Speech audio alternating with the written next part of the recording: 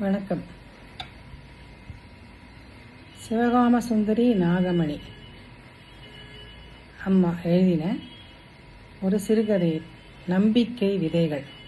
அதை பற்றி தான் இப்போது நான் விமர்சனம் செய்ய போகிறேன்.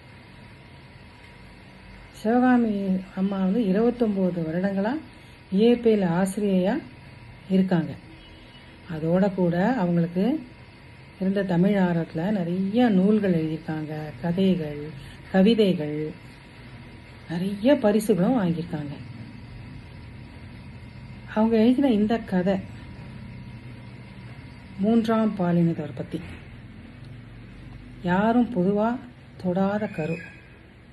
அந்த கருவை எடுத்துட்டு ரொம்ப பிரமாதமாக எழுதியிருக்காங்க. இந்த 3ஆம் பாலினத்தவர் பொதுவாக அவங்க குடும்பத்தவரே சரி, அவங்களுடைய நண்பர்களே சரி, பொதுவாக ஒதுக்குவாங்க.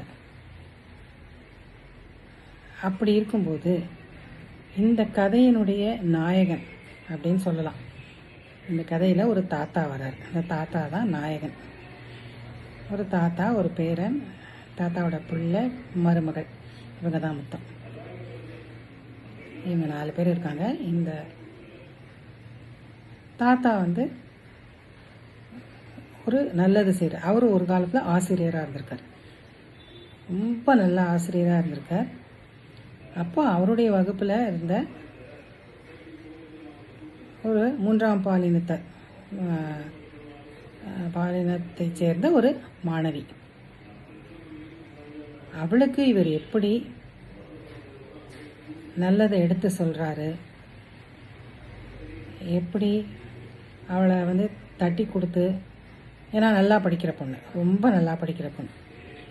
அவள் கல்வியிலேருந்து பின்தங்கிடக்கூடாது, உலகத்துலேயே வாழ்க்கையிலையும் பின்தங்கிடக்கூடாது அப்படின்னு நினச்சி அவளுடைய பெற்றோர்களை கூப்பிட்டு அவங்களுக்கும் உபதேசம் பண்ணி இந்த பொண்ணை நல்வழிப்படுத்துங்க, அவள் எப்படி இருக்கணும்னு விரும்புகிறாளோ,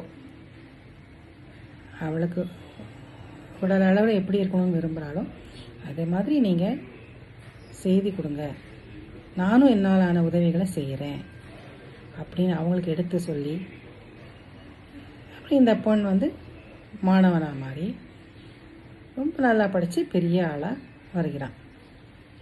ஸோ இந்த கதையில் 3ஆம் பாலினத்தவரை யாரும் ஒதுக்கக்கூடாது, ஒதுக்காமல் அவங்களுக்கு தேவையான அடிப்படை உதவிகளை செஞ்சோன்னா அவங்களும் எல்லாரையும் மாதிரி நல்லா வருவாங்க அப்படிங்கிறத தெளிய வச்சுருக்காங்க இந்த கதையில்.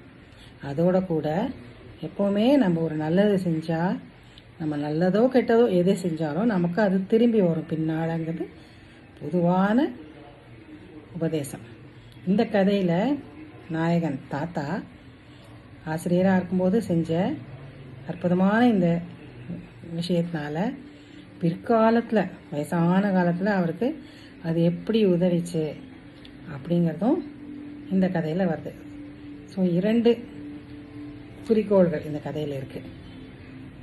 ரொம்ப எளிமையான நடை, அருமையான கதை, கொண்டு போன விதமும் ரொம்ப நல்லாயிருக்கு. சிவகாம சுந்தரி நாகமணி மேடம்,